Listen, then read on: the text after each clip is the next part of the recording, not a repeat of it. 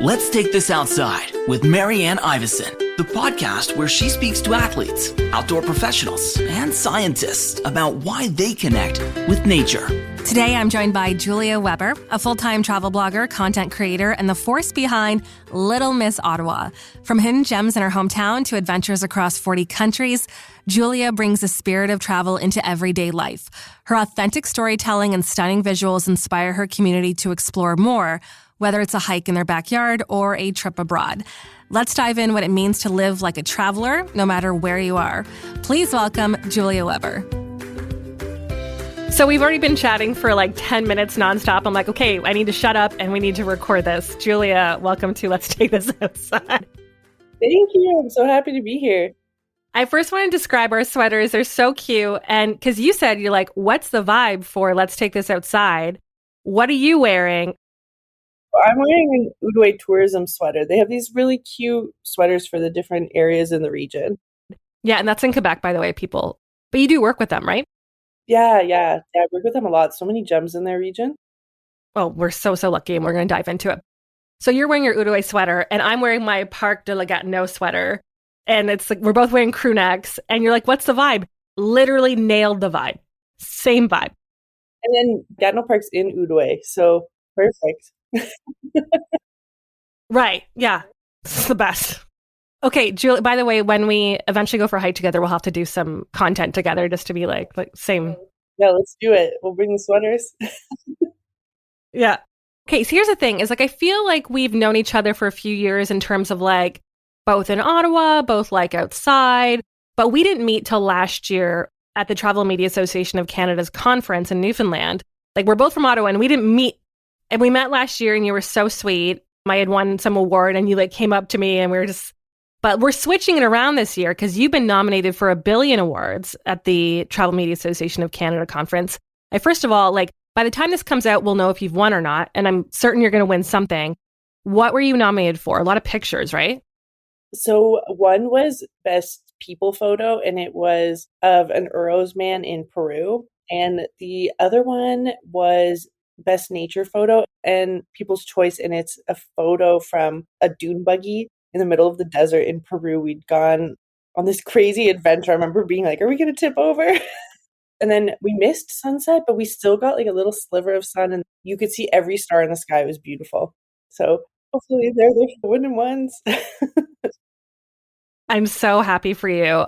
You've built such a beautiful platform like travel, storytelling, discovery, Little Miss Ottawa. How did you get started? And did you always see this becoming like this full-time gig? So when I was in university, I went on an exchange to Australia. And that was a huge moment for me. It was my first time leaving North America, living on my own, flying on my own. And it just had such a profound impact on me. I was only there for 6 months and I wanted to do something every day to make the most of my time. So when I came back home, feeling so inspired, I was like, why don't I have that same energy at home? Like, why don't I live every day with the spirit of a traveler? It could be something small, like going to a new coffee shop, or it could be going downtown and exploring the city like a traveler would. But that really made such a big impact on me. And if you asked me in university if this would have been my career path, I would have said you're crazy. Like I never envisioned working for myself, or I think I only learned about Instagram when I was in Australia. So it's very new. But I think because I was so passionate about it and I was just doing it for fun, I think it was able to turn into this beautiful thing. And it got to the point where I had to give it a full-time chance. And I haven't looked back since. When did you go full-time? It was kind of in recent years, right? 2018. It still feels recent. It's crazy. I got to the point, I was like, you know what? Like stuff started coming in and I was at a job I wasn't really that happy at. So I was like, you know what? I think I'm going to take a chance on myself. And I'm so happy that I did.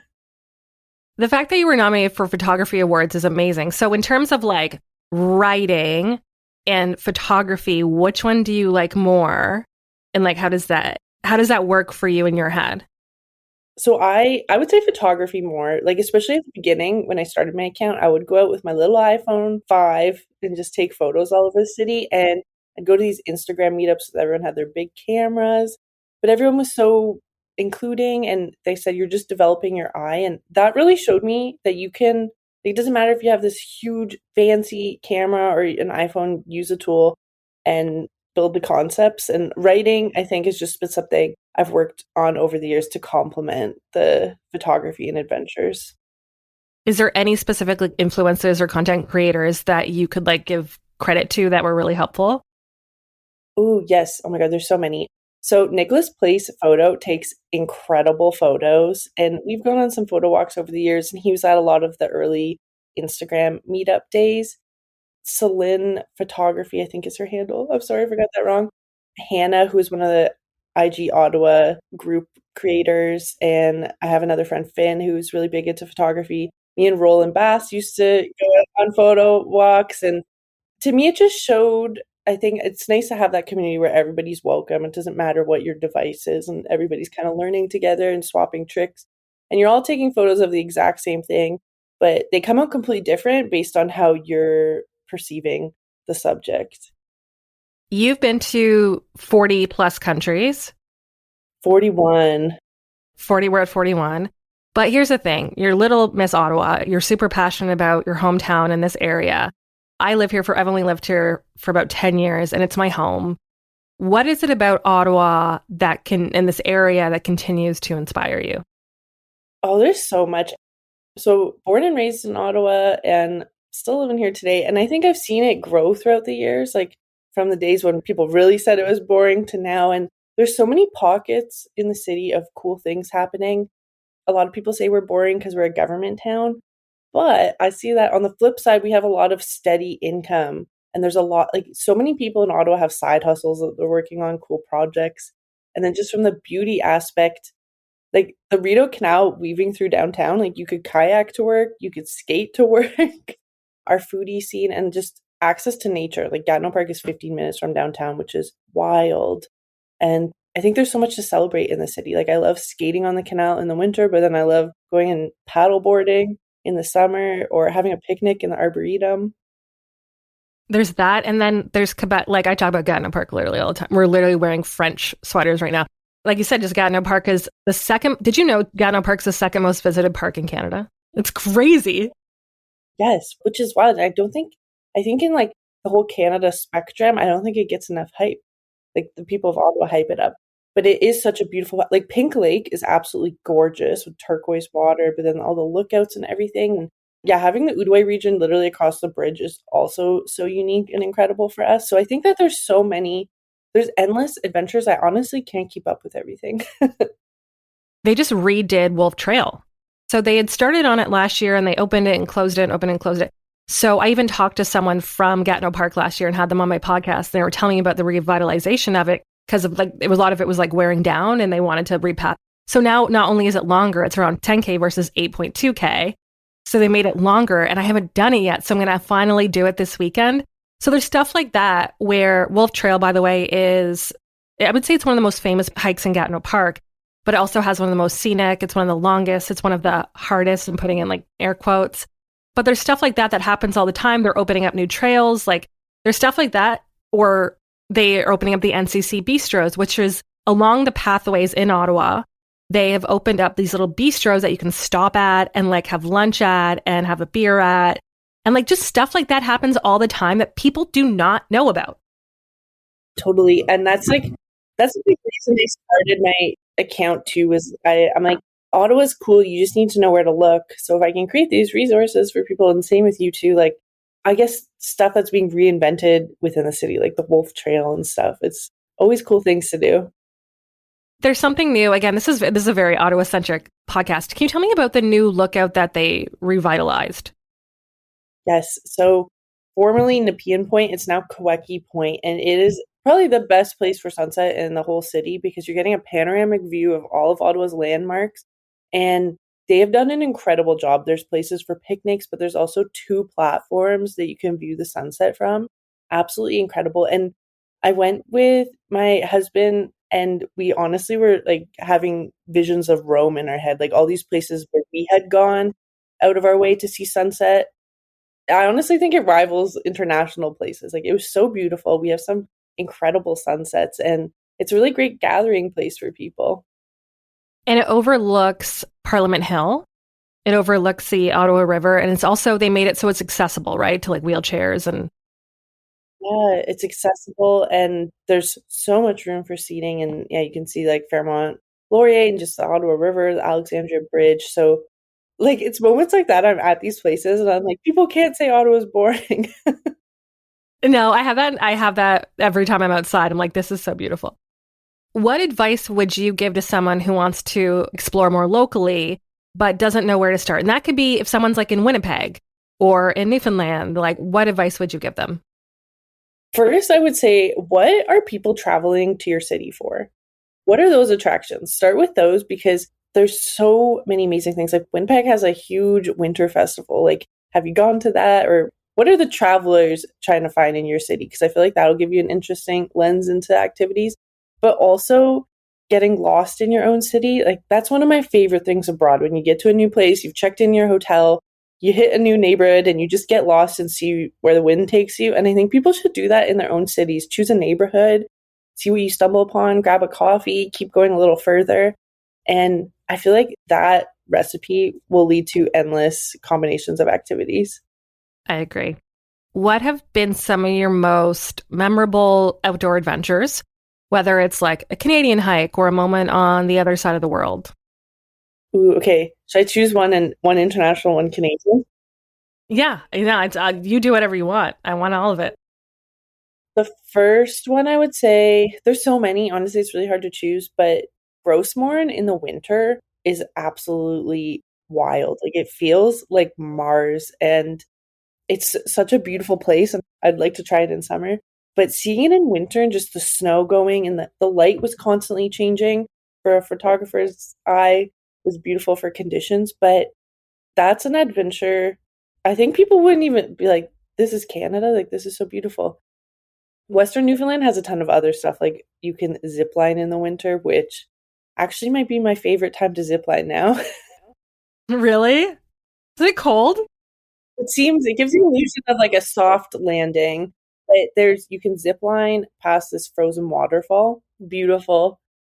I think we did that, but in the summer, because I think with the Travel Media Association, we did like just little trips on the side. And I remember ziplining across a waterfall. It must have been the same one. Oh my gosh. So we'll have to swap seasons. You try winter, I'll try summer.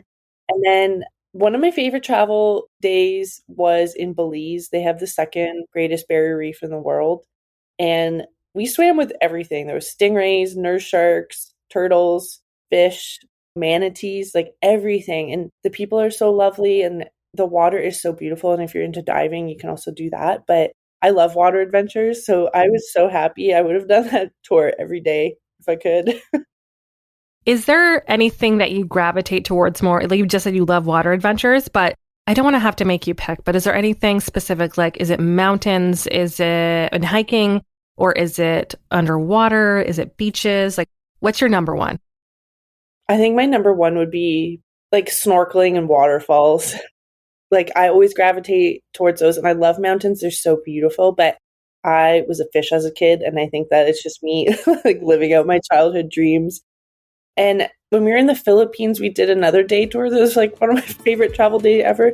They have these crazy cliffs and not mountains, but they definitely make you feel small. So I feel like that was a good combination of water and beautiful, huge landscape.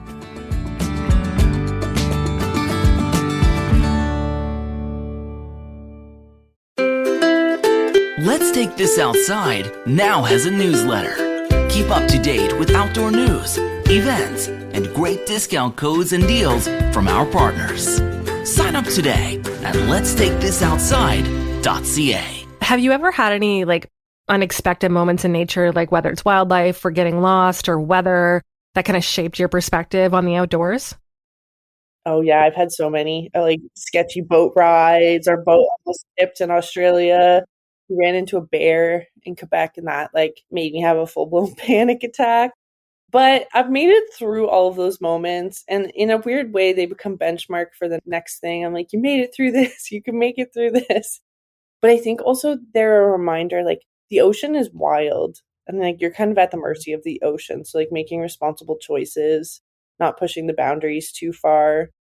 I also too, like if we're on a boat trip or something, I always kind of make my own like little emergency exit or like know where the life jackets are and like safety route and stuff. And then for the bear experience, I think just like obviously you're in nature, you're going to run into wildlife, but we were stupid and we did a hike around sunset, which I now realize bears are really active around. And so that's changed. I don't like to do hikes around then now, unless I was with a big group, but just being respectful and just little lessons I've learned along the way. Where was it in Quebec that you saw the bear?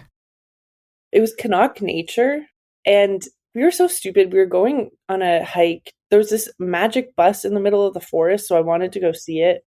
And it's like one of the attractions on their hiking list, but I think we kind of got a little bit lost and the hike was taking longer than we thought. We were getting eaten alive by bugs and we're like, we just need to get out of here. And Eric is the guy who's in charge of the map. So he's like, I'm pretty sure that there's a road up ahead that we can go down. And then so he ran ahead and then I just hear him screaming. I'm like, what just happened to him? And then it just stopped. And I'm like, that's why I went into a panic attack because I thought something happened to him. And it turns out that he had seen a bear and it went up on its back legs. And then so we were like, we just did so many things wrong in that moment. Like we shouldn't have separated.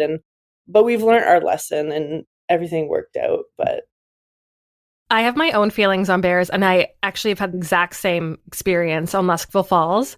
I was with a girlfriend and we were hiking and gabbing. Thank gosh we were together and being loud. But we were like coming down the trail and there was a bear. It stood on its back legs. It leaned against a tree, stared right at us. And luckily, my heart rate and the cortisol like shoots up and you're like, fight or flight. And like my training, I mean like what you're told to do. Like speak calmly, look big, be like, hi, I'm not going to hurt you. And your heart rate's like bump, bump, bump, bump. And we backed up slowly. It went down a different part of the trail, thank goodness. And I was like so scared the rest of the time. Like now I realize the more I've learned about bears, especially black bears, let's not speak for polar or grizzly. Black bears are actually kind of scaredy cats. And if you're just like loud and like bear encounters are so, in terms of aggression, are so few and far between. I've heard bad ones before, but like I'm trying to remember the next time it happens because I've seen multiple bears in Gatineau Park that they're just scaredy cats, be loud, be calm, and that there's very little chance that it's actually going to happen. But like, I understand because they're wild creatures and they can be big. So I get why you're stressed. Well, he too, because I guess it went up and then it went down and started running and he didn't know which direction it was running in. In a way now I realized like it was a good situation to happen because we also, like I felt like we already knew bear stuff. Like I knew not to run away and all that stuff. But when you're in the situation and you're panicked, like that's what I worry, getting startled and just you're not thinking and running. So I've worked on it and always also being loud on the trails. Like sometimes my family laughs at me because I'm like, let's sing a song. And I'm like, no, I want to warn anything out there that we're coming. When I hike alone, sometimes I go, bear, I'm here. And I like clap a little bit like every once in a while, just so I'm not, that's the thing is you don't want to startle it and you don't want to be startled because that's like the worst. Totally. And I think too, it's like, it's an important thing to bring up because I guess we both have, well, maybe me more than you, have a bit of a bear fear, but we still go outside and we still do these adventures, but just make sure we're prepared. Because I also think on Instagram, sometimes I worry that if I go on these adventures, that people might think like, oh, well, she's a camping girl. She knows what she's doing. But like, I feel like I'm a beginner camper, So I feel like if I can do it, many other people can do it as well. It's true. And I think too that we're just like, we have to respect nature. We're in their home, right? And it's always forever a learning experience. So for sure. And I think, yeah, important to talk about so people know what to do and no surprises. Yeah. But again, we're in their home. How do you personally stay grounded and connected to nature in between these big travel projects? For me, I think the little moments in between, like I love sunset. Like if I know it's going to be a good sunset, if I see the clouds forming in a certain way, I'm like, I'm going out for sunset tonight. I was reflecting on it recently. Like your to-do list is always growing. We will never be on top of it. So why not go watch sunset tonight? Like it's 20 minutes out of your day that could totally turn your day around. And I find if I go for walks, like even just in my neighborhood, it makes me feel a lot calmer just hearing the birds and feeling the sun. And it's good for our like circadian rhythm to watch the sunset, right? And be like, oh, it's time for bed, right? Yeah, taking those moments out. Yesterday, I went to Pinny's Point for sunset, which wasn't the best place for sunset, but it was still really beautiful. And I was proud of myself that I carved out that time because I could have easily just went home and done whatever, stayed inside. But I think carving out those moments and adding on those little tiny adventures can make a big difference in your week. Your reels and TikToks have a great balance of inspiration and this like authentic feel. How do you maintain that like realness in a space that can sometimes, not sometimes, all the time feel like over curated and just fake? So I reflect on this a lot because I think it's a balance of like showing the beauty of a destination, but I don't want anyone to get to that destination and be like, this is not what it looks like. So maybe showing the beauty of the destination, but then in the caption being like, it's really busy. Like if you don't show up here at 7 a.m., it's not going to look like this. And also editing in a way of how I saw it at the time. I don't want it to be like crazy. I know like the orange teal or the blue orangey vibe is really popular. Like I don't really do that because that's not how I see it. So I'm hoping that it'll look pretty accurate to what people see. You've worked with both Canadian and international tourism boards. So number one, what are some of your favorites? And number two, how do you choose like, yeah, this is a good fit for me?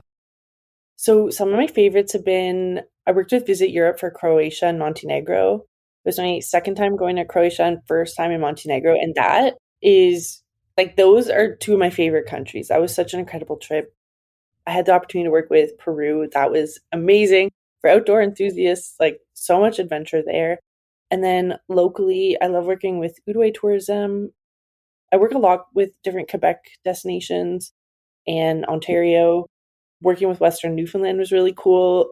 Fredericton Tourism, like really cool spot. And for who I work with, I think it needs to be somewhere that I'm excited about. I think if I'm excited about it, I feel like I have a good gauge on what people will be interested in online. The other thing too is I can see what people are searching on my blog. And so sometimes I'll reach out to destinations. I'll be like, look, people really want a guide on your destination. So in the 1,000 Islands, that's another one. I think that one's been really popular on the blog. And that's one that I love. And I think sometimes too, there's been times where maybe a destination has like an uncool reputation. And then I've been able to cover it and show people a different light. And I always really enjoy that because I am a big believer that you can find adventures everywhere. So if you know where to look and maybe showing things in a different light has always been really fun to me. Is there ever, like, kind of in that vein, I was going to ask you, has there ever been a place that you were kind of on the fence on? You're like, I'm going to give it a shot. These people seem great. And you go and you were blown away. So Cornwall, Ontario always has such a bad reputation. Like if I say Cornwall, people automatically are like, what's to do there? And that to me, it like kicks in something like, I'm going to find the cool stuff. So I go, they have a waterfall right downtown. They have a beautiful like bike path along the water that goes for an incredibly long distance. So there's like the outdoor adventures. There's a church that's now ruins that you can visit. Like there's so many things. I got my wedding dress there at this really cute local shop. There's a lot more than just like the initial perception. And I think too, a lot of these towns have grown a lot over the years. So maybe it's our parents' generation that are like, oh, why would you go there? And I'm like, it's very different now. There's stuff to do. That's really nice to hear. What do you hope people take away from your content and your blog and your travels? I hope that it inspires them to add more adventure into their day, their week. So whether it's something locally or planning a big trip abroad, I think that there's so much to see in the world. And a big driver of my own desire to travel is just curiosity about the world, curiosity about destinations. So I hope that it sparks that spirit of a traveler for them and that it pushes them a bit outside of their boundaries to try new places and make every day more exciting. What does spirit of a traveler mean to you? The spirit of a traveler, because travelers are very curious. They're excited about new places. They're down to try new experiences. And I think it's embodying that every day of like, I'll make little seasonal bucket lists of things to do. And I feel like that embodies the spirit of a traveler of pushing yourself to always do new things. Or it could even be going and trying an international cuisine in your town and going and taking it for a picnic. I think there's so many things and just seeing things through a different lens and being open to new experiences. I love that. We're going to do rapid fire in a second, but Where are you going soon that you can share? And what's on your bucket list of places that you want to go? Ooh, okay. So I'm going to Saskatoon, Saskatchewan for the TMAC conference. I've never been to Saskatchewan, so I'm really excited to explore it. And then I don't know if I'm allowed to say them yet, but a few more Canadian destinations this summer. And on my bucket list, there's so many places on my bucket list. Like I would love to go to Tanzania and do like a mix of safari and beach, but I also really want to go to Japan and Korea, a lot more places in Europe. Panama is my last country before I've visited all of Central America. So quite a few places. My bucket list is always growing with everyone I talk to. That's the thing. It's like, well, I want to do this, but I also want to do a cycling tour in Spain, but I also want to do this. And also, money also comes like money, time, all these things and resources, right? But also Tanzania, I did Kilimanjaro and then we did a safari afterwards. Other than being deathly ill in the safari, it was amazing. It was the malaria medication that made me so sick. I would rather have malaria. Yeah, like it can't be worse than this. Oh, that's awful. Oh my, that's amazing though. What was your favorite animal you saw? Oh my gosh. The lions were just so domestic. They were just so, so, so cool and just like so chill. But yeah, that felt like so long ago. But Tanzania, and we stayed along a crater, like our hotel overlooked this crater. It was... Oh my God, someone from there was showing me that crater. They said it's their favorite place in Tanzania. Adding it to the list. Wow. And Kilimanjaro itself was like, it was one of the most amazing experiences of my life. Plus, just like, it's so like all the like flora and fauna and how everything changes along the way up and down. And it feels like the moon it's so like, anyway, I hope if you go, I would say you should do Kilimanjaro because it's like a crazy experience. Oh my God, that'd be amazing. I really want to go. We have some friends that went and I'm like, I just want to copy and paste your trip. Okay, some rapid fire. I know an answer to one of these already. Favorite Canadian hike? Oh, that's hard. You can name a few. It's okay. I'm blanking on the names right now, but I would probably choose some in Cape Breton. Oh my gosh, I'm blanking on the name, but in fall, there's so many beautiful places. There's one that'll bring you to a waterfall. Gypsum Mine, that's a really cool one. I'll go with that one for now. Cycling Cape Breton Highlands is like on my bucket list. So I'm hoping that my boyfriend and I can do that at some point. So. Oh, you have to. It's honestly, what a gem. It is so beautiful. Most surprising place you visited? I would probably say Malaysia. Favorite piece of gear for content creation? iPhone. Okay, this is obvious. Sunrise or sunset? It's sunset. You said like 8 times you love sunset. Yeah, I'm a big sunset girl. And hidden gem in Ottawa? I'm going to say the Penny Forest sand dunes. Oh, I haven't been in so long. So cool. Amazing, eh? Like, very cool to come across that. Everybody should do that show. And I want you to pretend you work for Ottawa Tourism right now, and you were to sell Ottawa for people to come visit. What would you say?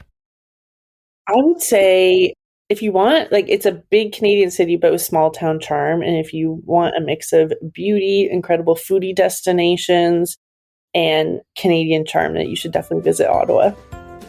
Julia, thank you so much for joining me. You're so cool, and we're going to go for a hike soon, I promise.